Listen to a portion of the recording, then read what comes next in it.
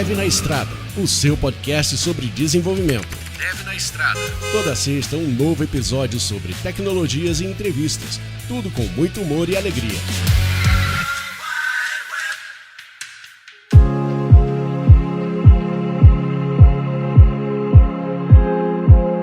Eu tô gostando das gravações que a gente tá fazendo meio que sem pauta, que tá sendo as conversas legais. Pelo menos entre as conversas que a gente tá falando, tá saindo bastante discussão legal no grupo de apoiadores, né? Tem saído bastante. Rapaz, eu tava pensando bastante sobre o grupo, viu? Que era. Eu tava filosofando hoje sobre o grupo. Que assim, tem vários locais que a galera faz todo um merchan pra tipo assim, entre no grupo, é uma comunidade legal, a galera troca ideia e não sei o que, e ativa. Aí você entra, e é uma parada sem personalidade, a galera não interage muito. Não tem discussão profunda, tá ligado? Às vezes acontece muito isso. Enquanto que o grupo lá do podcast é bem interessante porque começou um negócio bem orgânico, né? Ele foi crescendo aos pouquinhos e tal. E a galera tem umas discussões interessantes, cara. Eu acho que assim, infelizmente, eu queria muito que o grupo fosse no Discord. Ah, sim. Porque de todas as plataformas sociais, a que eu menos uso é o WhatsApp. Aham. Então, tipo assim, eu entro lá, tipo assim, Sabe quando eu entro? Eu entro quando eu vou gravar. Porque aí eu dou uma olhada no grupo, porque é meio que junto, né? O grupo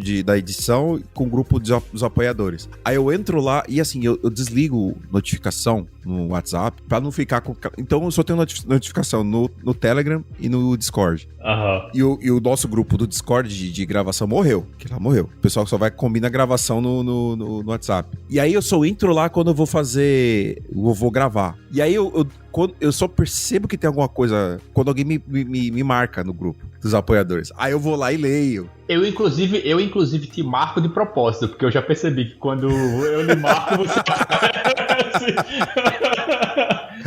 Cara, porque assim, inclusive eu acho que isso é meio uma, como eu posso dizer? Uma dificuldade que eu tô tendo recentemente, que é qual tipo de informação eu preciso focar. Hoje em dia, cara, tô mexendo na casa aqui, tô mexendo numa casa no Brasil, então tô conversando com... Então, são dois projetos diferentes que eu tô resolvendo. Tem o meu trabalho, tem os bagulhos do meu filho, tem as burocracias de morar no exterior. Então, assim, há uma porrada de coisa acontecendo ao mesmo tempo. Sim, eu sei. E tem a vida pessoal. E tem os meus hobbies que eu quero fazer e eu não arranjo tempo pra fazer. Então, é tanta coisa que eu fico tentando pensar assim, aonde eu presto atenção. Então, algumas coisas que eu fiz pra ajudar é meio que aumentar o meu foco. Assim, quanto menos coisa eu prestar atenção, mais tempo eu tenho pra focar em outras coisas. E aí, por isso que eu faço essas coisas. Por exemplo, a minha família já sabe que se quiser resposta rápida, me chama no Telegram. Uhum. Se me mandar uma mensagem no WhatsApp, pode cair no limbo, entendeu? E tem dia, cara, tem uns dias que assim, eu tenho reunião o dia inteiro. Aí, cara, já era. O dia inteiro, o celular... E principalmente quando eu tô no escritório. Porque quando eu tô no escritório, eu não sei o que acontece. Eu não pego no celular. Quando eu tô em casa, às vezes entre uma reunião e outra, eu assisto um vídeo no YouTube, sabe? Dá uma coçada. Mas quando eu tô no escritório, cara, parece que, assim, o tempo que você tem pra ficar moscando é o tempo que você tem pra saber onde que é a próxima reunião, ou saber onde que como é que faz pra chegar, se tem sala marcada. E, mano, é um pandemônio. Eu também acho o tempo quando eu vou pro escritório. Não sei se é porque eu agora me acostumei a trabalhar de casa o tempo inteiro, né? Mas toda vez que eu vou pro escritório, eu sinto que, tipo assim, meu irmão, dá 4 horas, eu já tô cansado, velho. Já tô cansado. Tem dia que quando tem muita reunião, que dá 4 horas eu vou pro hotel, eu me fecho no hotel e eu não saio nem do quarto, meu irmão. Eu peço comida dentro do quarto, porque eu não quero ver gente, eu não quero falar com ninguém. Eu percebo isso também, porque assim, é que você trabalha de casa o tempo todo. Sim. E você só vai pro escritório quando tem aqueles on-site. Isso. Que é on-site, pra quem tá ouvindo a gente e não sabe, on-site é quando eles fazem uma reunião na matriz e traz todo mundo do time pra matriz, é on-site. Off-site é quando todo mundo sai pra um outro lugar que não é a matriz pra fazer reunião. E aí, os times aqui, porque a gente... eu acho que uma coisa legal sobre falar sobre trabalho remoto, eu vou chegar lá, é que a maioria dos times aqui, eles são remotos ou híbridos. Pouca gente trabalha colocado. A maioria ou pessoal que é nível de alta gerência, ou pessoa que é mais tá começando, né? New grad. New grad eu soube que New grad tem que ser colocado. E se não me engano, 3 vezes na semana eles vão, alguma coisa assim. Isso. E o legal que tá na Netflix é que a gente aprendeu... A gente nunca trabalhou remoto. Nunca teve trabalho remoto, até a pandemia. Na pandemia, a gente teve que aprender forçadamente a trabalhar remoto. De tal maneira que, por exemplo, os dois maiores projetos que a gente tinha na época, eu acho que os dois maiores projetos dos últimos 5 anos, que é o projeto de ads e o projeto daquele de quem compartilha Netflix, esses dois projetos a gente entregou 100% trabalhando remoto. Então a gente tá falando de 2 projetos multibilionários que foi entregue enquanto tava todo mundo remoto. Então, assim, se tem, projeto de alta complexidade e alto impacto, tanto monetário quanto de número de pessoas, né? A gente tá falando de um projeto que teve 250 pessoas trabalhando só no time de desenvolvimento. Só para o pessoal que tá ouvindo a gente ter uma ideia, 250 pessoas é um décimo do time de tecnologia. Então, tipo assim, um décimo do time de tecnologia tava trabalhando nisso. Então, a gente aprendeu, né? Lógico que não foi perfeito, teve vários percalços, mas eu percebo que assim, a gente era um time muito movimentado a documento. Hoje a gente é bem mais, né? Hoje a gente aprendeu, no nosso caso, a gente aprendeu que a parte principal é trabalhar no Slack. Slack é tipo single source of truth. Tem gente que nem vê e-mail, cara. Eu sou uma delas, né? Mas não posso falar alto aqui, vai que alguém escuta. Eu vejo pouquíssimo, cara. Porque o e-mail é tão poluído também. Os e-mails que eu vejo é de code review, cara. Eu acho que 90% dos meus e-mails que eu presto atenção são e-mails de code review. Cara, mas nem isso eu presto atenção, cara. A pessoa tem que me dar um poke. Uhum. Porque, de novo, é muita coisa pra prestar atenção. E aí que eu tava falando voltando no seu ponto, o que eu acho legal é que tem 2 tipos de trabalho no escritório. Um é quando não tá rolando on-site, que é, tipo, muito mais tranquilo, é mais fácil de achar vaga de estacionamento. Se você chega, tipo, antes das 8 horas aí acha um carregador para você carregar o seu carro, se você tem carro elétrico. Algumas bebidas lá fica disponível por mais tempo, entendeu? Por exemplo, a bebida de chocolate, que eu acho que é o meu... É de proteína? É, aquela proteína de chocolate. A proteína de chocolate, meu irmão, se você não chegar cedo e não pegar, já era. Então, aquele ali é o meu termômetro de quantas pessoas estão na empresa. Uhum. Se eu chegar, tipo assim, 8h30, 9 horas da manhã e não tem, aí eu falei, putz, tá lotado.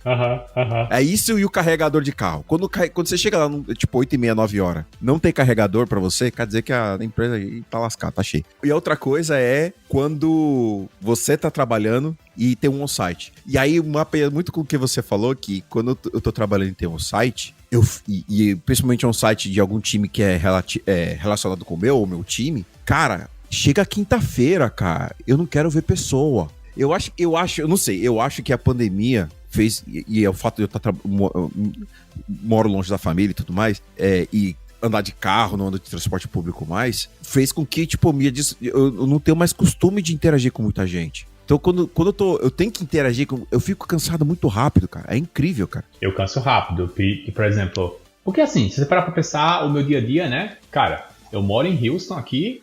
Antigamente eu morava na Califórnia, mas eu, a minha esposa e o meu cachorro. Uma vez por semana, talvez eu veja o nosso amigo aqui, que é uma outra pessoa, ou eu veja, sei lá, o personal, que também é meu colega, eu vou encontro com ele na academia e tal. Seu personal é BR? Não, não. E aí tem isso, as outras 2 pessoas que eu vejo não são BRs, elas são americanas. Então quando eu tô fora de casa, eu tô no modo inglês. Você tem um problema, que eu acho que eu tenho esse problema muito, que eu tenho 2, na verdade. Um é, depois que eu comecei a morar fora do Brasil, eu comecei a desenvolver 2 vocabulários. Então, o meu vocabulário de trabalho, majoritariamente, é só inglês. Certo. Meu vocabulário de vida pessoal, de miscelâneos, é majoritariamente português. E eu não consigo conversar sobre miscelâneos em inglês. E eu aprendi a conversar sobre trabalho em português por conta do podcast. Porque se você pegar um podcast de uns 2, 3 anos atrás, eu vivia metendo palavra em inglês porque eu não conseguia puxar a palavra em português. Eu acho que o podcast me ajudou. O podcast escrever em português me ajudou a ficar melhor em escrever textos em português, mas eu ainda falo muito, né? Eu ainda falo muito inglês, assim, no meio das palavras, porque realmente, se eu parar pra pensar no momento, a maior parte da minha carreira agora é fora do Brasil, né? Tipo assim, eu tô com 16 anos, 11 anos, são 11 anos, eu acho.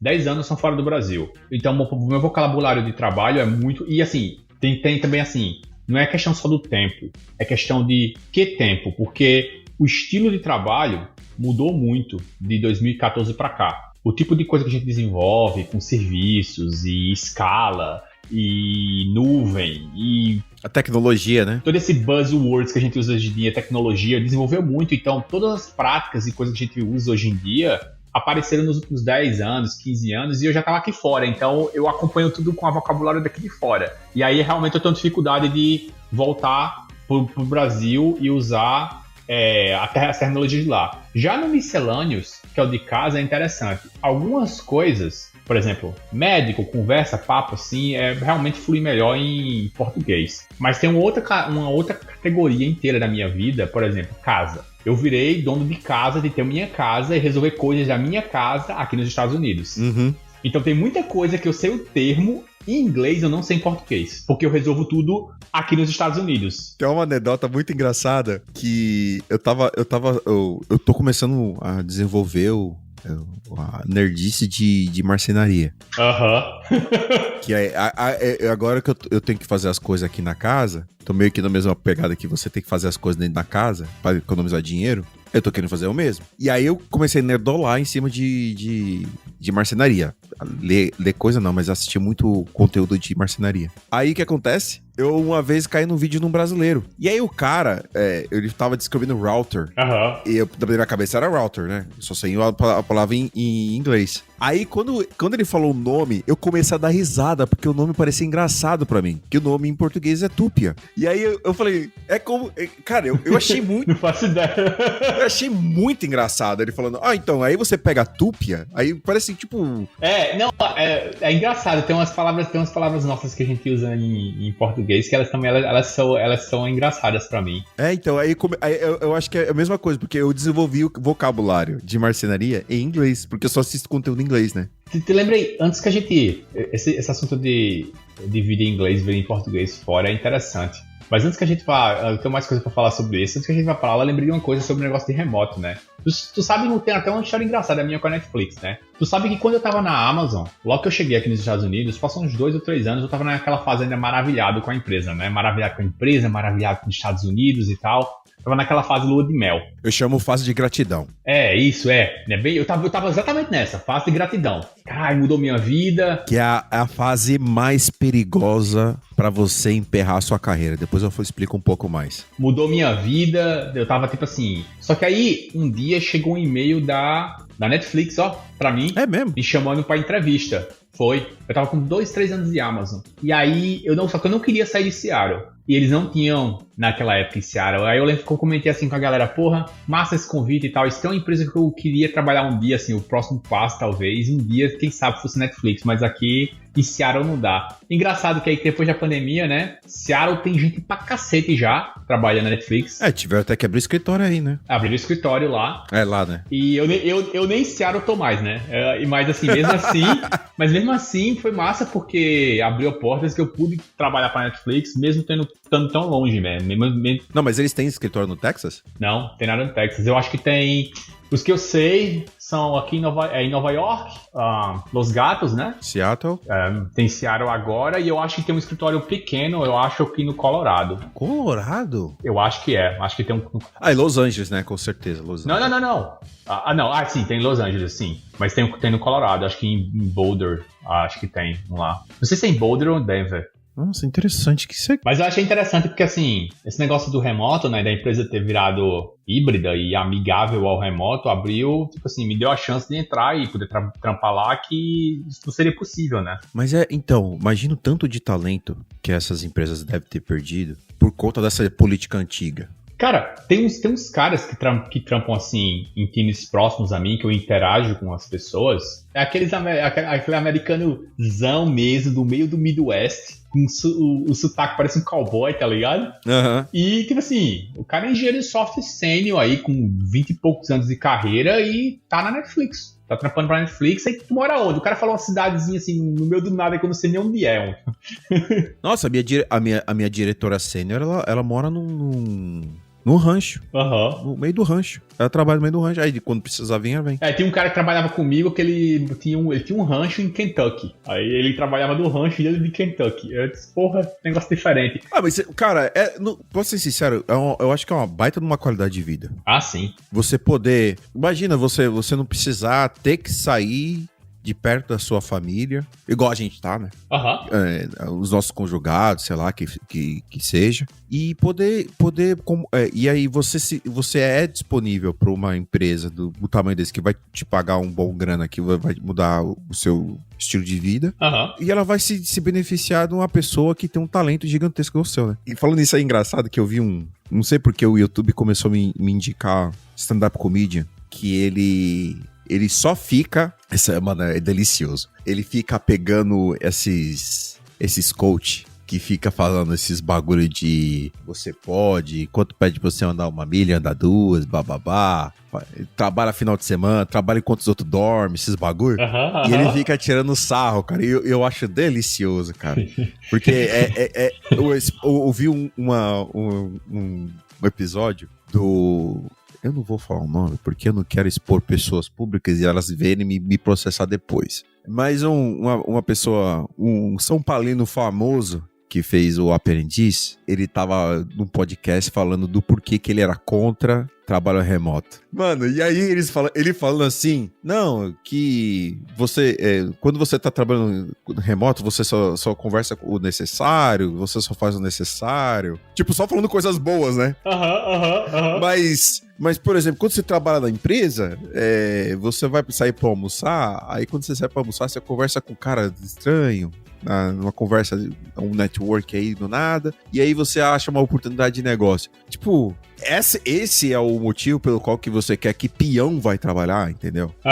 É bizarro. Assim, eu não sou 100% trabalho remoto, nem 100% trabalho... Eu sou adepto ao trabalho híbrido. Porque assim, antes eu não sabia trabalhar remoto. Eu fui forçado a aprender a trabalhar remoto quando teve a pandemia. E aí eu comecei a aprender as vantagens. O Azambuja, que foi o fundador do podcast, né? Ele sempre foi ferrenho defensor do trabalho remoto. Eu entendi o ponto dele e tudo mais, mas eu sempre tinha um pé atrás, porque eu não sabia trabalhar remoto. Eu achava que se eu fosse trabalhar remoto, eu ia falhar. Sei. E aí, meio que eu acho que eu transmitia a minha frustração, ou acho que eu transmitia o meu medo de falhar no sistema, né? E aí eu falava, mano, trabalho remoto não vai rolar. Depois que eu aprendi a trabalhar remoto, eu acho que vale a pena. Mas também eu gosto também de trabalhar colocado, e por isso que eu me forço, mesmo que eu não seja obrigado a trabalhar no escritório, eu me forço a ir no escritório, porque você sempre encontra algum nego que você precisava falar, mas você não fala porque você tem preguiça de escrever no Slack. Chamar a pessoa pra um VC, sabe? E eu sei que tem uns caras que sempre tá lá, e é uns caras que trabalham com TV também, e são as pessoas que eu gosto de cutucar e perguntar coisa, entendeu? E fazer probe, cara. É muito difícil você fazer probe quando você tá remoto, sabe? Um probe aleatório. Você tá com a ideia na tua cabeça, você sabe que se passa pra uma pessoa que você acha que ela tem capacidade de fazer probe, de fazer julgamento da sua ideia, e você faz um probe da sua ideia pra ela. Só esse tipo de coisa que assim, que pra mim eu acho que vale a pena trabalhar colocado também. Eu vou ser honesto contigo, assim, de início eu era bem adepto do híbrido. Eu achava que o híbrido era uma excelente ideia e tal. Eu molhei o pezinho no remoto algumas vezes em Seattle, porque quando tinha um clima lá, tipo assim, por exemplo, nevou, já era. Não vai dar pra ir pro escritório. Teve algumas vezes assim que aconteceu, que não dava pra ir pro escritório, e aí, tipo assim, passava 2 semanas de remoto. Tipo isso. Aconteceu uma vez que nevou muito, e aí passei 2 semanas em casa, isolado por causa da neve. E você dirigia numa neve, cara? Não. Eu dirigi uma vez só. E aí, depois que porque, tipo assim, aí quando eu dirigi, eu falei, opa, jamais. Cara, eu não sei se eu teria... Eu tenho vontade de fazer um curso de direção na neve, mas... Não sei se eu já contei essa história aqui no podcast, que eu tinha uma revisão do carro marcada, né? Aí eu botei a ré, saí da garagem, aí o bicho, quando ele pegou na neve, pegou no gelo, assim, ele já foi uma sensação diferente. Ele deu aquela sambaleada, eu fiz, interessante. E eu morava numa colina. Ah, não!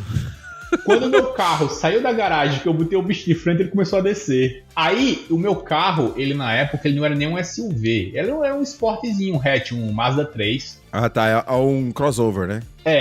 E aí, vindo de frente, lá embaixo na colina, eu vi um daqueles Subaru Outback com tração nas 4 rodas. E o bicho patinando, não subia a colina. Aí eu fiz, fudeu. Se o Subaru não tá subindo, eu não vou conseguir voltar pra casa, não. Aí eu tentei botar ré e voltar pra garagem. Não voltava mais. E aí, o que você fez? Aí eu fui, fiz a revisão. Quando eu voltei pra casa, já tinha derretido um pouco. Eu tentei ver se eu conseguia subir. Não subiu. Aí eu olhei assim, tinha uma pista maior que não tava congelada e um monte de carro encostado. Eu só fiz achar uma vaga lá. Encostei meu carro também e fui subir na colina a pé. E com cuidado, né? Pra não pisar no gelo seco, você não vê, né? Você vê aquele gelo que fica no asfalto, a camadinha fina, você não vê e cai. Eu caí uma vez dessas, eu falei, vou de ônibus hoje pro trabalho. Não quero jogar videogame, não quero dirigir. Tô cansado de dirigir, vou de ônibus. Aí eu fui saindo, botei a bota. Quando eu cheguei no vizinho, pisei na calçada assim, eu pá, no chão. Ai. Aí eu olhei assim, tava a calçada toda congelada. Eu fiz, porra, bicho, não vi, velho. Aí eu voltei pra garagem, peguei o carro e fui pro trabalho de carro. Com o Cox doendo, mas foi, né? Com o Cox doendo. Mas aí, então, ter dado esse negócio, eu voltei, e aí eu molhei o pé no remoto, né? E aí eu ficava, pô, remoto é bacana, mas eu sinto falta de ver a galera no escritório. Aí veio a pandemia. E a pandemia realmente forçou a aprender a trabalhar remoto. O curioso é que a minha passagem de bastão para me tornar um senior engineer oficialmente foi na pandemia. Olha só. Então eu fui promovido para sênior na Amazon, no AWS, quando eu tava na pandemia. E foi promoção orgânica ou foi alguma coisa que você teve que fazer advocar para você mesmo? Foi orgânico no sentido que eu já estava com esse gerente há muito tempo, eu já estava desempenhando o papel de um sênior há muito tempo, então o meu gerente já estava tentando puxar a minha promoção, mas... Você tem quanto tempo de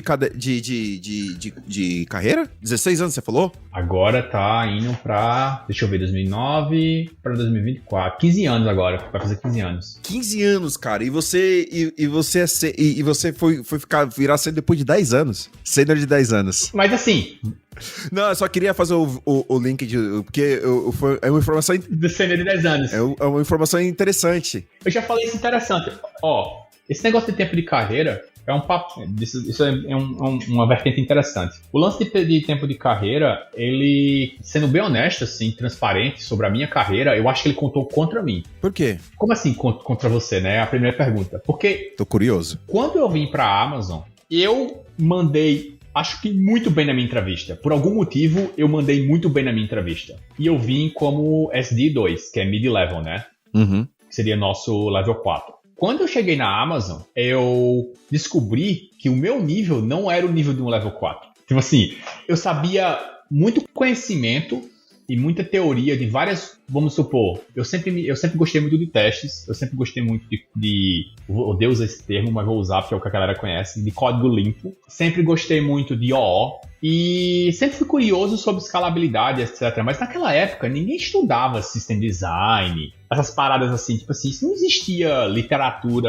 Você era o hipster do Clean Architecture. Eu era hipster de Clean Architecture. Então... Aconteceu que, tipo assim, durante a entrevista eu acho que eu tinha várias ideias boas, mas realmente eu não tinha prática com isso. Eu não sabia, eu sabia zero trabalhar com métrica, com observabilidade, com manter o meu próprio software rodando em produção. Eu sabia zero sobre isso. Uhum. E você sabe que nessas empresas tipo Amazon, Netflix, isso é o feijão com arroz, né? É o que você aprende desde o dia 1, tipo assim, especialmente quando você... Vou te falar, observabilidade eu fui aprender na Netflix, cara, na moral. Então, especialmente assim, se você for, não sei como é no front, mas no back, isso é feijão com arroz, tem que saber. E aí... Quando eu cheguei que eu não sabia nada sobre isso, eu sabia o feijão com arroz de escrever CRUD em Java com SQL. Cara, meu level tava muito aquém do level do que eles queriam para o mid-level, entendeu? Ah, entendi. Mas, por algum motivo, eu também, assim... Eu sempre tive essa característica que eu nunca baixei a cabeça pro desafio. Eu sempre me elevei pra enfrentar o desafio, entendeu? Ô, irmão, vou falar um barato pra você.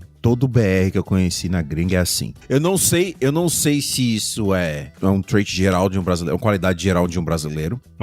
Na área de tecnologia, que a gente palpa toda a obra, a gente cruza e sai correndo pra cabecear. Ou se é, tipo assim, foi coincidência dos caras que eu encontrei. Mas todo mundo é assim, cara, incrível. Pois é. E aí, eu consegui nadar até sobreviver. Até teve fase de gratidão, troquei de time, depois que acabou a fase de gratidão eu troquei de time para um time que batia melhor com o meu perfil, e o resto é história. E aí eu acho que quando eu troquei de time, que eu comecei a trabalhar no outro time, aí eu sinto que, e o outro time era mais Java, backend, eu sinto que o meu conhecimento começou a se encaixar melhorzinho, e aí naturalmente eu comecei a me tornar um mid-level. Depois de uns meses, um ano ali trabalhando naquele time, o pessoal já começou a me sondar se eu queria virar sênior. Entendi. Entendeu? Então, assim, as coisas naturalmente. Mas aí, por que contou contra mim? Porque eu considero que foi quase como se eu tivesse começado a minha carreira de novo, assim. Quando eu vim pra cá, pros Estados Unidos, foi quase tipo assim, quem tá me contratando não sabe disso. Eles não sabiam disso. Pra mim, eu era um desenvolvedor com 5 anos de experiência. As pessoas vão dizer, mas a sua experiência fica, etc. Eu estou dizendo que eu não acredito nisso. eu consigo me relacionar com isso, sabe por quê? Que quando eu entrei em Big Tech, quando eu fui trabalhar no eBay, conhecimento não mapeava um por um. Não mapeava, cara. Porque a escala é diferente, o tipo de problema é diferente. O tipo de sistema era diferente, eu nunca tinha trabalhado. A forma que eles esperam que você opere é totalmente diferente de quando você tá numa startup. O tipo de documento que me pediam pra escrever documento de design, eu nunca tinha escrito um documento de design na vida, não sabia nem que era isso, entendeu? Tipo assim, a gente escrevia documento de design no Brasil, não existia esse negócio de escrever documento de design nos cantos que eu trabalhei. Não, mas mesmo nas startups que eu trabalhei na gringa, e eu trabalhei numa startup que foi comprada por uma empresa grande e virou essa. E aí depois que eu fui pra empresa grande, que ela existe até hoje, ela é gigantesca lá, mas o tipo de conhecimento, a estrutura, a organização, o tipo, a senioridade dos profissionais é totalmente diferente. É diferente, pô. Os seniors dessa empresa que eu trabalhava, sem brincadeira, não varria o chão lá quando eu entrei na Big Tech. Entendeu? Não conseguiria passar, entendeu? Porque o tipo de exigência era diferente. É o tipo que se você queria de um staff, era o cara que era sênior na... Não à toa é comum, pelo menos, por exemplo, a Amazon não tem staff, né? Então o espectro de sênior na Amazon era muito vasto, gigantescamente vasto. Imagina uma empresa que não tem staff, você vai direto para principal. Uhum. Então, não era comum o pessoal da Amazon de sênior sair para virar staff, sênior staff, às vezes principal, dependendo do tamanho da outra empresa, entendeu? Foi o meu caso. Antes de entrar na Netflix, eu vim pra Netflix como sênior, mas eu tinha oferta pra entrar como principal em outra empresa. Aí eu acho que mas também eu acho que a exigência pra sênior na Netflix é muito maior. Sim. Por isso que eu escolhi a Netflix. E esse é um bagulho que até foi uma discussão que teve lá no grupo de apoiadores, que é o tanto que a gente escreve tanto que a gente escreve documentos antes de escrever código. Guarda esse pensamento aí um pouquinho, só pra terminar o porquê. Eu tava falando sobre o porquê... O seu tempo de carreira, que foi o... O tempo de carreira. Aí o que acontece hoje em dia? Qual é o meu problema que eu tenho hoje em dia? Quando eu falo pra alguém que eu tenho 15 anos de carreira, o cara pensa que eu sou igual ao maluco aí que eu mandei o vídeo hoje pro grupo, que inventou o Django, que ele falou que tem 20 e poucos anos de carreira. Só que, na minha cabeça, o tipo de carreira, o tipo de problema que eu enfrento hoje em dia, na verdade, eu devo ter ali 10... Se eu fosse fazer uma métrica, é como se a minha experiência no Brasil ela tivesse sido cortada pela metade. Em vez de 5 anos, eu cheguei aqui com 1 ano e meio, 2 anos de experiência, entendeu? Tipo assim, eu sabia trabalhar no dia a dia, pronto, algumas coisas transferem. Eu sabia me comunicar assim, mundo corporativo, como é que você fala, como você se comporta numa reunião, esse tipo de coisa, como é que você age, mas aí tinha um outro problema em cima da comunicação, que é a língua. É verdade. Aprendi isso também. Então, na verdade, é como se eu tivesse virado assim, eu cheguei como um mid-level, só que com aí 2 anos e pouquinho de experiência. E para sobreviver, cara, como mid-level, esses 2 anos de experiência, foi difícil, sim. Mas eu tô vendo você falar, cara, e eu tô tentando fazer um mapeamento pra quando eu trabalhava. É bem complicado que, na minha área de tech, meus 3 primeiros anos na área de tech, não foi como desenvolvedor, foi como infraestrutura. Ou seja, o conhecimento que eu tenho lá, quase nada se transferiu para quando eu virei desenvolvedor. Aí, eu trabalhei um bom tempo numa empresa só. E, assim, a única coisa que eu adquiri bem mesmo lá foi... Eu fazia CSS, estilo como, tipo assim, eu consigo conversar com você sobre um assunto denso e fazer CSS ao mesmo tempo. Pra mim, CSS é como se fosse doodling, sabe? E pouquíssimo... Eu tive uma experiência de gestão curta lá, e acho que foi porque eu falhei, porque eu não sabia gerir, e aí eu fui mandado embora dessa empresa. E aí, eu acho que eu comecei a ter conhecimento transferível, que eu posso usar até hoje, foi conhecimento de quando eu trabalhei na Geek. Então, eu não sei se é porque a plataforma mudou, eu não sei se a tecnologia evoluiu, mas muito pouco do conhecimento. Pô, cara, sei lá, nos meus 10 primeiros anos de carreira eu não escrevia teste, pra você ter uma ideia. Nenhum tipo de teste. Então, é lógico, os 3 primeiros anos eu não trabalhava com código, então por isso que eu não escrevia teste. E os outros 7 anos eu não escrevia teste. Então, é um bom período de tempo que eu não escrevia teste. Então, pra você ver os tipos de prática que eu tinha no passado, né? Eu não me importava com o tipo de dado, que era um second nature do JavaScript. Então, assim, eu consigo meio que entender que, apesar de eu estar com 20 anos de carreira, feels like 10, sabe? Então, eu me sinto com... Hoje em dia, assim, eu me sinto aí, vamos lá, com uns 10 anos de carreira. É tipo isso que eu me sinto. E o pior é que, assim, se eu for ver os outros checkpoints da minha carreira, eu tenho alguns, né? O primeiro foi quando eu saí... Alguns, né? O primeiro foi quando eu saí de infraestrutura para código. O segundo foi quando eu entrei em startup. O terceiro foi quando eu fui trabalhar no exterior. E o quarto foi quando eu entrei em Big Tech. Foi esses meus checkpoints. E vou te falar, cara, o William de 2016 não sabia nada. E eu tô falando o quê? 8 anos atrás. É bizarro, cara. E eu me assusto com o William daqui a 8 anos. Eu me pego pensando nisso às vezes também. Aí, pra costurar de volta, no assunto você estava falando sobre sênior, né? Por exemplo, uma coisa que a gente estava falando sobre no comunidade sobre escrever documentos, que é uma coisa que eu percebi que é a parte que talvez eu tenho mais me desenvolvido recentemente, é tentar entender e tentar... Porra, qual é a palavra em português?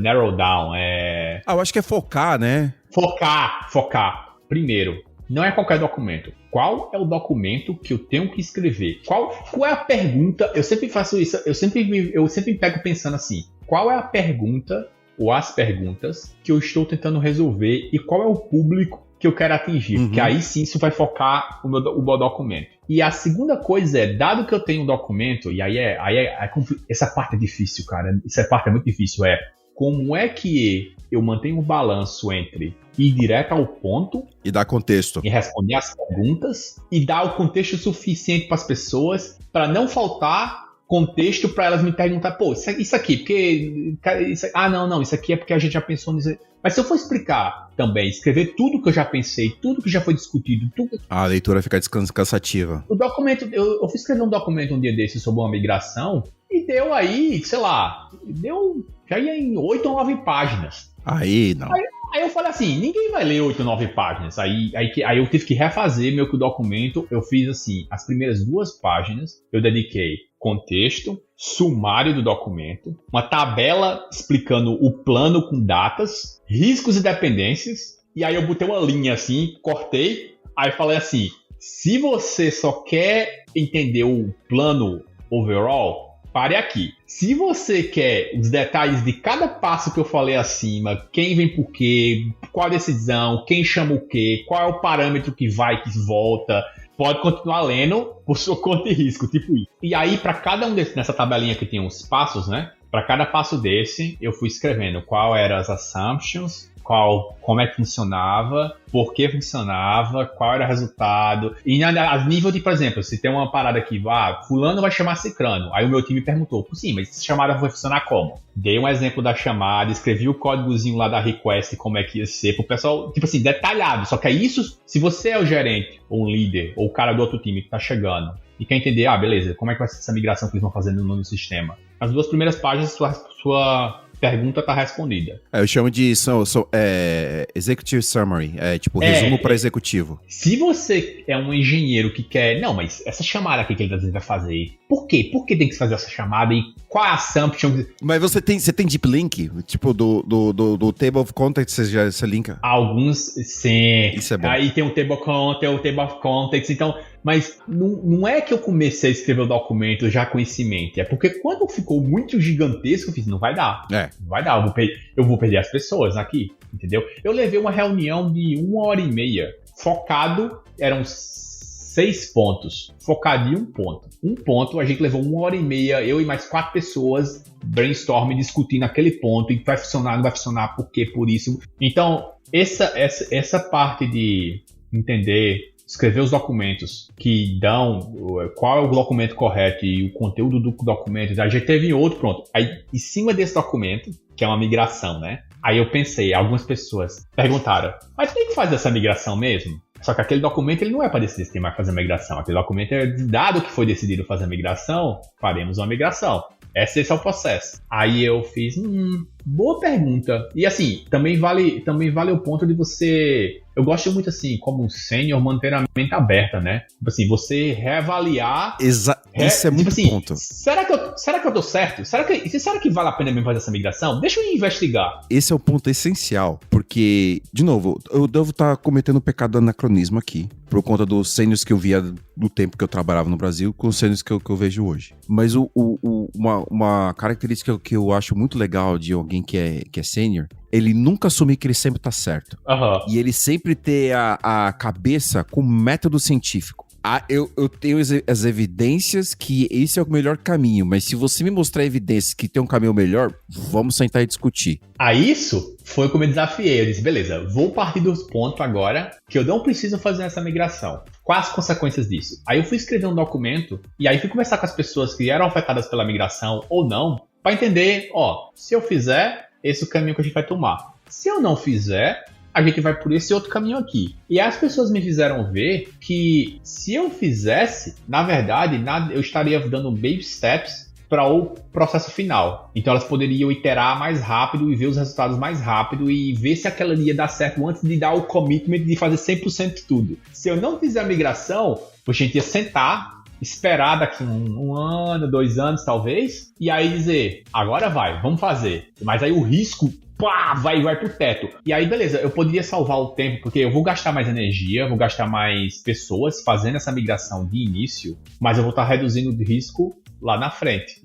E aí, isso pra gente é mais atrativo, esse trade-off de reduzir o risco, mesmo que gaste mais tempo agora, do que o contrário. E aí eu escrevi um documento sobre isso, tipo assim, olha, para suportar essas paradas que estão acontecendo daqui a 1 ano, 2 anos, esse é o estado que tem que chegar. Para chegar nesse estado, eu tenho que partir desse outro aqui. E veja bem, a migração nada mais é do que a fase 1 desse processo. Boa. É meio que eu molhando o pezinho na água para dizer assim, será que esse negócio funciona mesmo? E aí você já responde você responde quem tá falando, quem tá querendo questionar se aquilo era viável, né? E assim, eu tenho um colega que trabalha comigo, ele trabalha diretamente nesse projeto, e ele era contra a migração. E quando a gente tava discutindo assim, eu dei a entender que, tipo assim, talvez não desse pra fazer a migração. Ele ficou mó feliz, a gente vai fazer migração não.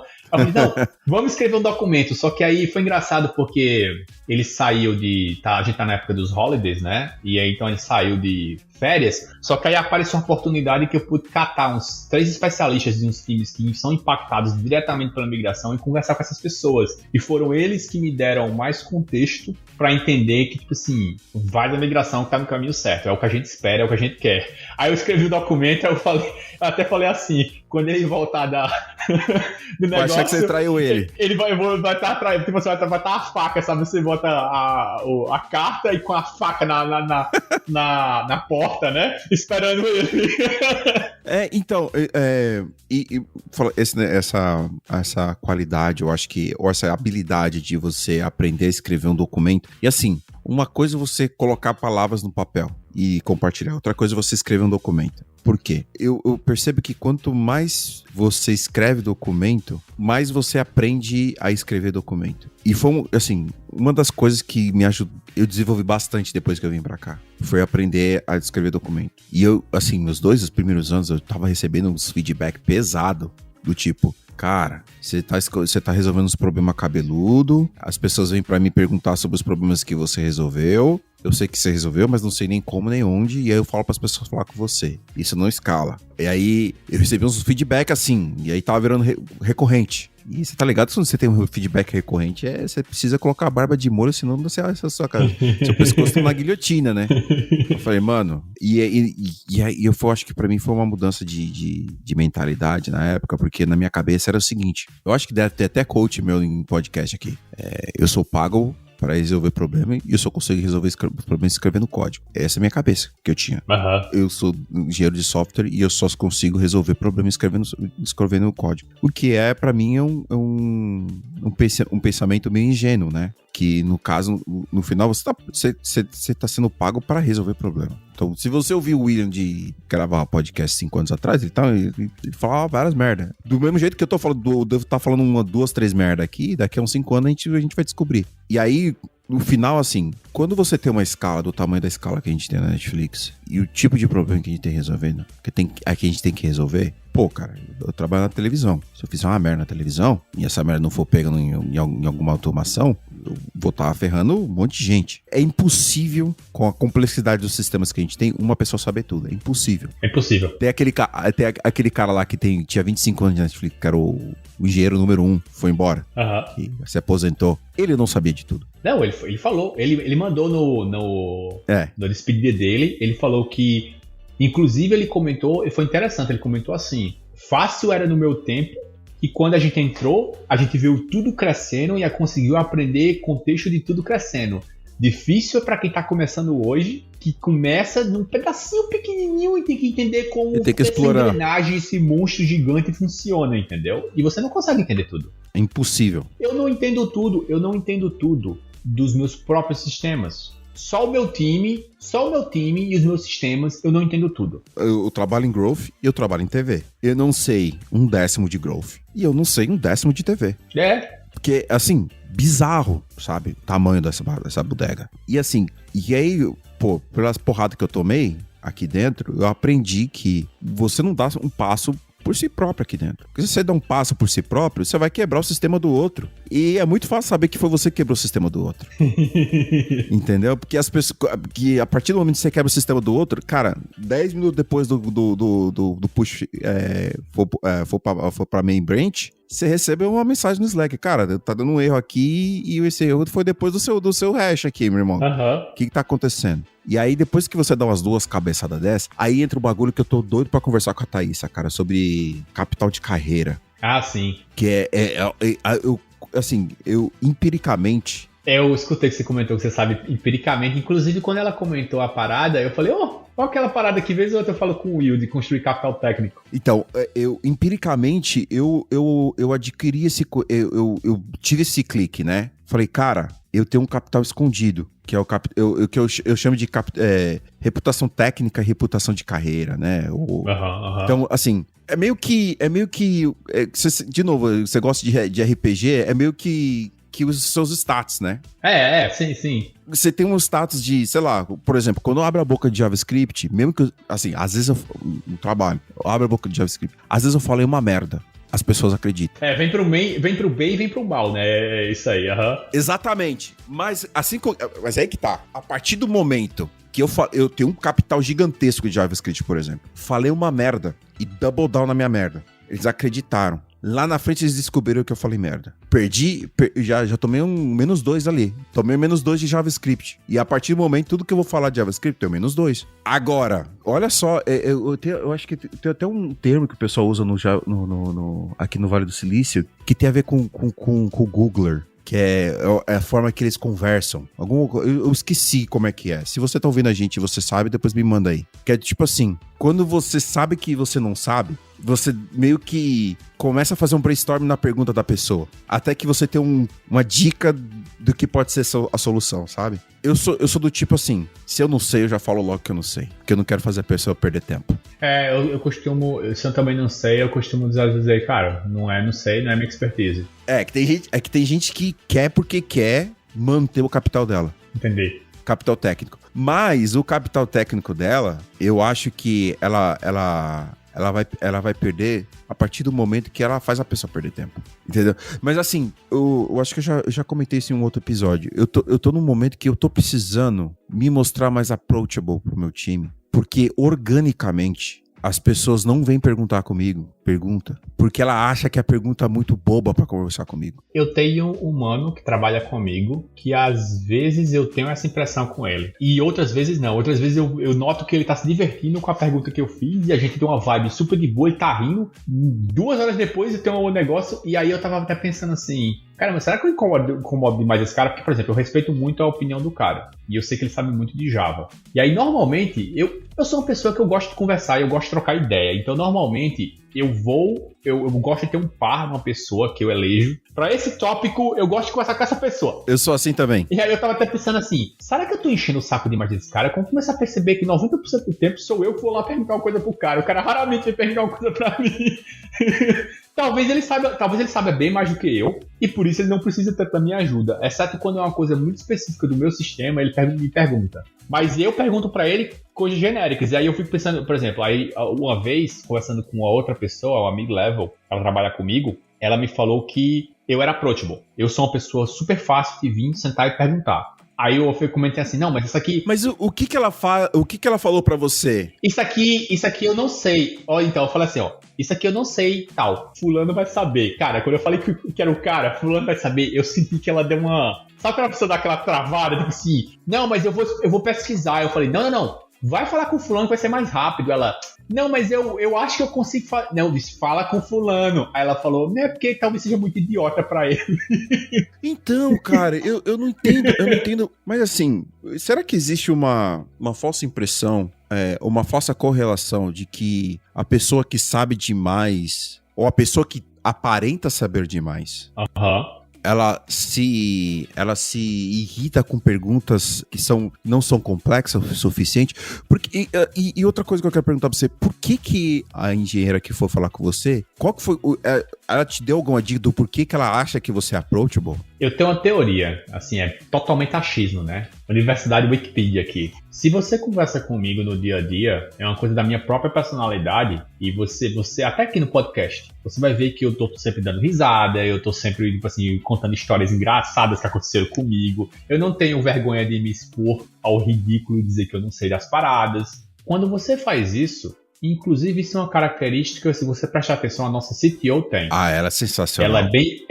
ela é humilde. Ela é humilde. E ela é vulnerável. E você sente que ela approach. Então... Ela mostra vulnerabilidade. Quando você faz isso, e você tem essa fachada de... Não é uma fachada, mas é... Uma persona. A interação com as pessoas, a sua persona é leve. Você tá rindo, você tá não sei o quê, você vai pra elas com perguntas. Você chega pra elas com perguntas, você tá puxando a pergunta, você tá criando esse vínculo, entre aspas, social. A gente, no final das contas, é bicho, né? A gente é um bicho social. Eu acho que isso quebra o gelo de tal forma que a pessoa te enxerga como uma pessoa amigável. Você não é o sênior engenheiro, você é o Hugo, colega engraçado que trabalha e conta situações esdrúxulas, vez ou outra, que ela pode se aproximar. E eu te digo assim, por exemplo, esse cara que eu curto muito de conversar com ele, os momentos que ele é bem direto ao ponto, tal, certo ou errado, ele tá correto. É justamente o que eu tô buscando. Mas aquele gelo, aquela negócio, fica uma coisa, eu sinto que... E aí é foda, porque é subjetivo, eu senti, né? Eu sinto que é uma coisa que... Tipo assim, às vezes eu fico, será que eu tô realmente incomodando o cara? E quanto que as outras interações que a gente teve, por exemplo, uma vez a gente tava conversando sobre threads. E aí vai, vem. Aí teve uma hora que ele falou, eu sei como a gente pode resolver isso. Aí eu olhei pra ele assim, dei uma risada, falei, eu acho que você tá pensando o que eu tô pensando. Ele, virtual threads. Aí os dois deram uma risada, sacou? Então, assim, você nota que é uma interação mais leve. Ele fez e aí eu completei, e a gente, tipo assim, parecia que, tipo assim, tava brincando, assim, os dois. Uhum. Isso quebra o gelo, e esses momentos criam uma conexão ali de parceria mesmo, assim, de não só business. A gente não tá aqui só resolvendo business, a gente é parceiro nessa parada, nessa empreitada aqui, entendeu? E eu acho que é isso que faz você ser approachable. E só pra terminar, e um outro ponto que eu recebi feedbacks explícitos sobre isso, quando eu tava saindo do Twitter. Um cara sentou comigo, gostava muito dele, ele tava sempre sorridente, era das pessoas eu considerava ele uma das pessoas mais approachables do meu time. E ele falou pra mim, cara, eu vou te dar um feedback, assim, que eu não dou e tal, mas é porque é importante você saber isso. Ele falou, dos engenheiros sêniors que trabalham no time, e olha que meu time no Twitter era estelar, assim, todo mundo era approachable. Mas ele falou que eu era, dentre os approachable, eu era o mais approachable porque justamente ele falou que eu vinha de um ponto de humildade. Primeiro que é duas coisas, assim. Segundo que ele trabalha, eu acho que ele era de Madagascar, e por ser africano, ele me enxergava tipo irmão, assim, por ser do Brasil. Tinha isso. Segundo que eu tava sempre dando risada nas reuniões e achando as coisas engraçadas e comentando, e ele também. E terceiro, quando eu fazia merda e eu, tipo assim, eu não sabia uma parada, eu falava, meu irmão, não sei, fulano, e ele era mid-level, né? Então eu já perguntava pra ele, como é que eu faço isso aqui? E ele me explicava. Ele falou, você é super humilde, você não tem medo de dizer quando você tá errado, você não tem medo de rir das coisas, você não tem medo de, tipo assim, mais uma vez, a Elizabeth, a CTO, ser vulnerável. E aí isso, juntando todo esse pacote da persona, de você se mostrar vulnerável, eu acho que se você faz, você ser uma pessoa approachable. E eu faço isso assim, sem querer. Não é uma estratégia minha, nem nada do tipo, mas eu percebi que por algum motivo esdrúxulo funciona. E a minha gerente também já me falou recentemente que ela considera isso um dos meus, entre aspas, pontos fortes. Então, é isso, assim, eu tô achando, fazendo uma mapeamento do que você falou e fazendo um self-assessment, que eu tenho duas personas em inglês. Uma persona muito transacional e uma persona caótica. Uhum. A caótica são com pessoas que eu já tenho desenvolvido um relacionamento mais safe zone. Pra todo o resto, eu sou mega transacional. Uhum. Então, por exemplo, com algumas pessoas, eu tiro as pessoas como se eu estivesse zoando as pessoas em português. Então, um colega meu que ele começou a me chamar de Will Sócrates. Se você for ver a minha foto do meu LinkedIn agora, foi a imagem que ele criou de mim. Porque eu não sei, eu tenho essa mania de do nada eu solto uma frase de impacto, filosofia de boteco, enquanto a gente tá conversando. E aí eu peguei a mesma merda em inglês, eu consigo fazer igual. E aí, eu, tipo assim, eu tenho essa persona. E aí, essas pessoas eu já meio que. A gente faz falar mais besteira, a conversa mais leve. Mas eu preciso ter um relacionamento com a pessoa. Preciso me sentir no safe zone com a pessoa. Fora dessa. Por quê? Porque meio por conta da neurodivergência, eu sempre falava coisa que não devia ser falada naquele contexto. Então, tipo assim, por que esse cara tá falando isso, mano? Que nada a ver, sabe? Então, como defesa, eu virei muito transacional. Tipo, eu só falo o que precisa ser falado pra aquela situação. Caso contrário, eu fecho a minha...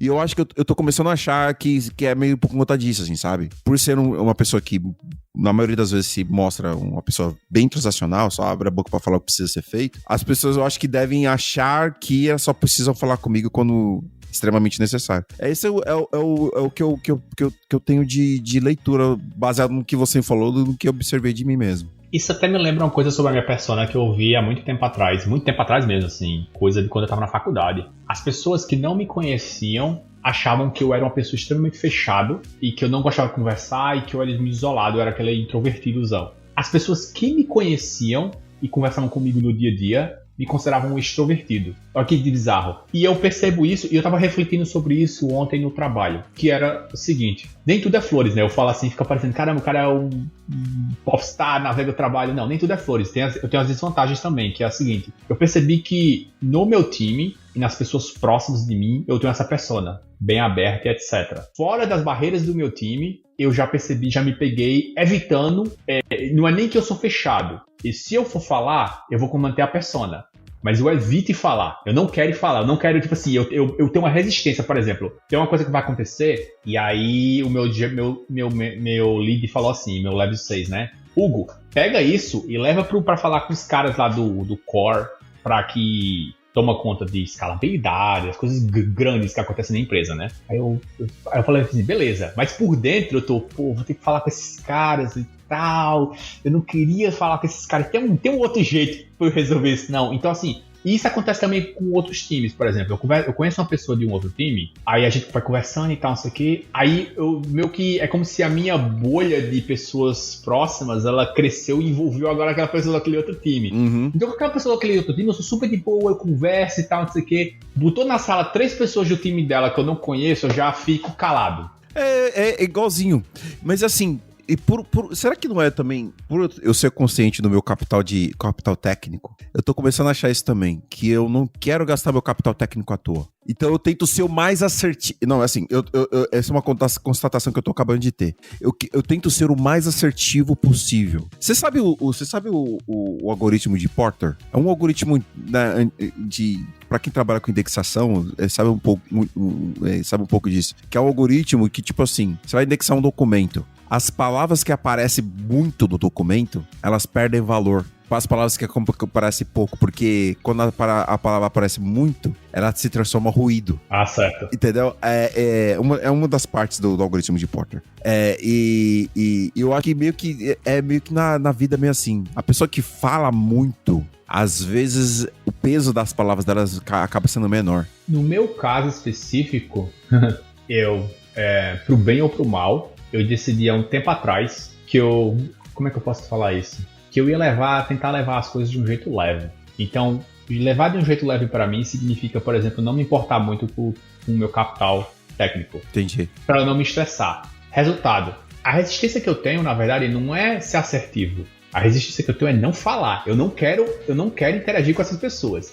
Agora, se eu for falar, eu vou ter a mesma persona de tentar ser relaxado e não ter medo de falar bobagem, errar, porque acho que isso conecta com aquele episódio que a gente teve antes, sobre vulnerabilidades. Ah, é. É uma forma minha que eu desenvolvi de tentar combater o meu medo daquela situação que os caras me cortavam e etc. E eu tinha medo de falar as coisas, de eu ficar me policiando de não falar, de não sei o que. E, cara, se eu tiver que falar, eu vou ser eu mesmo. Uhum. Vou falar relaxado mesmo. Inclusive, por exemplo, quando eu caio num ambiente que as pessoas são muito rígidas, são muito, tipo assim, elas não dão risadas das coisas, elas levam muito transacional, eu não gosto muito. Eu já percebi que eu tipo assim, eu fico ali o só necessário e vou embora. Se for um ambiente relaxado, tipo, você escreveu um documento, pô, essa frase aqui em inglês tá meio errada, né? Tipo assim, não sei o quê. Irmão, tipo assim, a ideia tá ali. É. Beleza. Pô, eu sou assim. Eu tento ser... Eu tento manter o ambiente, a conversação o mais... Seria informal possível, sem... E aí, beleza, e aí desse jeito eu consigo fluir. Mas ainda assim, eu ainda mantenho aquela barreira de tipo assim, eu não conheço essa galera, não quero falar com eles. Inclusive, isso é personalidade mesmo, porque os meus amigos, eles falavam há muito tempo atrás que o difícil de sair comigo era me convencer, tipo assim, vai vir essa pessoa nova no grupo. Não quero ir. Eu sou igualzinho, cara. Por exemplo, hoje é ação de graças aqui nos Estados Unidos, né? Uhum. A gente vai no almoço aí com os amigos nossos. E assim, eu tava sossegado, até falavam que vai mais um casal de pessoas que eu não conheço. Aí já fiquei tenso. E já fico tenso, cara. Tipo, será que essa pessoa vai ser legal? Será que essa pessoa não vai ser legal? Uhum. Aí eu já sei que eu vou ficar quieto no meu canto, até alguém vai falar alguma coisa comigo. E assim, bom, a gente vai ver como é que vai ser. Mas eu acho que assim, no final das contas, é personalidade, né? E aí a gente consegue, talvez, ajustar uma coisa ou outra. Por exemplo, eu consegui ajustar de tentar ser o mais informal e relaxado possível. Seja pro bem ou pro mal. Meu irmão, você tá incomodado que eu tô sendo informal, que você acha que que aqui esse time não é um ambiente pra ser informal, beleza, então eu não sou um good fit. Porque, tipo assim, é como hoje em dia eu encaro. Mas aí também eu acho que é meio que falta de diversidade da empresa, né? Não, sim. Então, exatamente, eu não quero estar numa empresa, eu não quero estar num local, eu não quero estar com pessoas que acham que todo mundo tem que estar encaixado naquelas boxes, né? Naquelas caixinhas. Eu quero, tipo assim, se aquele cara ali quer ser o cara sério, deixa o cara ser o cara sério, velho. Se esse outro cara aqui é o cara loucão, deixa o cara ser o cara loucão, entendeu? Porque, tipo assim, e eu às vezes, por exemplo, velho, a gente não sei, aí é questão bem filosófica. Na minha cabeça, a gente trabalha 8 horas por dia, 5 dias por semana. Se eu ficar levando esse negócio a sério o tempo inteiro... Ah, é verdade, cara. Entendeu? O que vai ser a minha vida, meu irmão? Vai ser um negócio, tipo assim... É verdade. Chato, tá ligado? Eu tento levar de uma forma mais animada, mais fazendo piada mesmo, mandando meme de vez ou outra pros meus colegas de trabalho, porque é a minha forma meio que de descomprimir e tornar aquilo um ambiente mais agradável pra minha pessoa, entendeu? É verdade. Eu não brinco com meme, cara. Porque eu morro de medo de ter uma brincadeira que é mal interpretada por conta de... Porque, mano, já aconteceu a pessoa fazer uma brincadeira que no meu contexto cultural é ofensivo, entendeu? Então eu tenho medo de fazer isso com as pessoas, cara. Então eu já fico quieto na minha. Zoeira eu só faço com BR mesmo. Aqui a gente tem que ter cuidado triplicado, né? Com qualquer brincadeira, qualquer meme, qualquer negócio. As pessoas... porque ainda mais por ser multicultural, cara. As pessoas não... As pessoas que trabalham no Brasil, elas não têm ideia o quão, em termos... o Brasil é um país que as pessoas falam muito cultural. Sim, não. Mas existe um costelo... Então, existe todo um contexto brasileiro que o país, na verdade, ele é bem homogêneo, assim. Quando você vai... Eu trabalhei na minha cidade, na Paraíba, já trabalhei no Ceará, já trabalhei em Brasília, já fui em reunião para São Paulo. Meu irmão, o contexto é diferente com as pessoas, desculpa, mas é a mesma coisa. Tem bastante nuance, mas o grosso é igual. Tem umas nuancezinhas ali, aqui, o sotaque vai mudar. Algumas pessoas, em alguns locais, as pessoas vão ser mais abertas do que as outras. Mas, no geral, assim, não é o ambiente heterogêneo que a gente tem aqui, não. Aqui é outra parada. Não, de ter uma pessoa que você não pode ter uma pessoa que é do sexo oposto ao seu, que ela não pode te tocar porque na cultura dela é ofensivo ela te tocar. Cara, eu nunca trabalhei com... Desse jeito, Já aconteceu uma vez de uma pessoa chegar pra mim, prazer, meu nome é William, estender a mão, ela pessoa, me desculpa, eu não posso te tocar. E aí tá bom, desculpa. Mas assim, se fosse eu no Brasil, o William do Brasil falou, não, que nada, vem cá, me dá um abraço, forçar o contato. E seria muito ofensivo. É tipo assim, eu gosto de cachorro, mas na cultura da outra pessoa, o cachorro é uma coisa ofensiva. Entendeu? Mano, é bizarro, cara. Então, assim, é um outro nível, cara. É muito diferente, cara. Porque, assim, por exemplo, cara, meu time, nós somos 11, eu acho. Deve ter fácil ali umas 4 ou 5 nacionalidades. Ou mais. Acho que mais. Cara, e assim, outra coisa que também é bem bizarro. Eu não pergunto de onde a pessoa é. E eu, por exemplo, tinha um cara que eu fazia... Ele nasceu no Canadá. Mega truta meu. A gente fala... Esse é um do meu grupinho de falar besteira. Tipo assim, eu sempre presumi que ele tinha ascendência indiana. Semana passada mesmo, ou 2 semanas atrás, eu descobri que a ascendência dele é do Sri Lanka. Ainda bem que você entendeu? Que eu nunca fiz nenhuma assumption que ele fosse indiano. Apesar dele parecer pra mim indiano. E quando, tipo assim, também é comum, você acha que o cara, esse cara é coreano. Não é, o cara é assim, ele tem ascendência coreana, mas ele é americano. Exatamente. E nasceu aqui nos Estados Unidos, foi criado aqui nos Estados Unidos, a cultura dele é americana, entendeu? Exatamente, por isso que eu nunca tento, cara. Eu nunca nem tento, cara. Porque você pode ofender a pessoa, né? Você pode muito bem ofender a pessoa. Igual no Brasil, né? Que a gente, tudo pra gente é japa.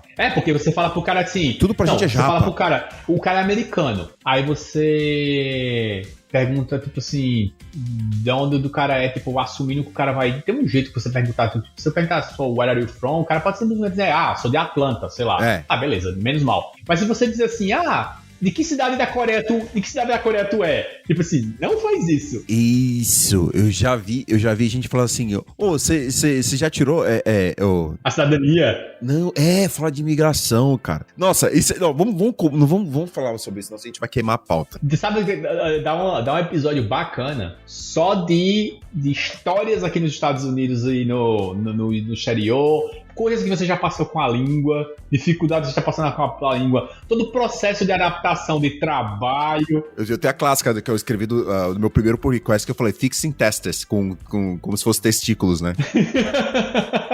Testes, se você escrever testes em português, é testículo em inglês, né? Ah, é? Eu não sabia, cara. Se você escreve testes em português, tá. como se a gente escreve em português, é testículo em inglês. Pô, cara, em vez ou outra eu escrevo testes porque simplesmente sai. Pois é, cara, eu aprendi isso na Alemanha, foi o meu primeiro pull request, cara, fixing testes. Aí o cara chegou pra mim, o cara da Estônia, falou... É engraçado, cara. Eu aconselho você pesquisar o que significa em inglês, que eu acho que você escreveu isso errado. Fala pessoal, tudo bem? Edu aqui invadindo essa área de anúncios. Para primeiro agradecer você que apoia a gente lá no apoia.se/devnaestrada. Todo mês a gente tem uma série de pessoas aí que colaboram com esse projeto, fazem ele acontecer, a edição aí pelo Léo, os serviços que a gente paga, né, para manter toda essa estrutura. Então queria agradecer muito essas 31 pessoas aí que estão nos apoiando, estão lá no nosso grupo também, no WhatsApp. A gente tem um grupinho lá pra gente trocar ideia, falar de assuntos do dia, assuntos da semana, enfim, o Emílio postar o look dele, enfim.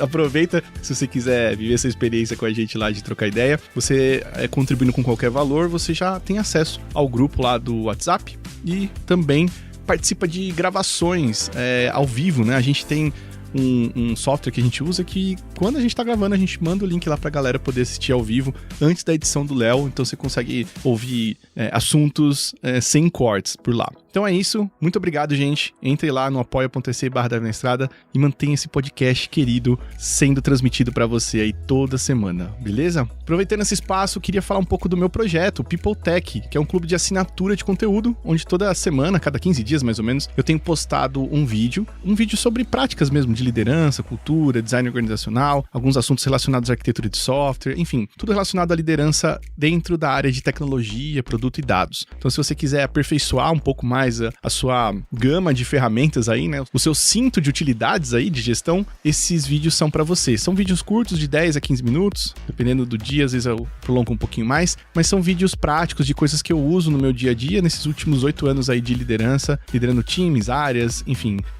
quero compartilhar com quem tá começando ou quem já tá há um tempo, dicas, ferramentas, práticas que eu tenho usado. Então, acesse lá no link do episódio aqui, você vai ter o link para poder assinar. Todo mês, R$25, você tem acesso já aos 30 vídeos que eu já gravei lá, então dá para você assinar. E também 7 dias para você testar. Se você quiser olhar o conteúdo e ver se é para você ou não, senão você pode cancelar depois de 7 dias. Aliás, você pode cancelar a qualquer momento, mas é assim que funciona o clube de assinatura por lá, beleza? Bom, galera, o papo foi muito bom. Quando eu tô conversando com o Hugo, assim, sempre rende. O Hugo, o Gustavo, que eu mando... Ô, Gustavo, se você tá ouvindo aqui, eu tô te procurando, tá? Eu mando mensagem pra ele, cara, não responde mais. Acho que ele já tem amigos novos, né? O Gustavo, depois que o X foi tomado, ele aproveitou e sumiu nas... É verdade, né? Ele apagou a presença dele. Sumiu nas sombras. Se falar com ele é só com pombo agora. Bom, galera, o papo foi legal aqui. Espero que você tenha gostado. Eu gostei, mas se você não gostou, me desculpa. E até semana que vem.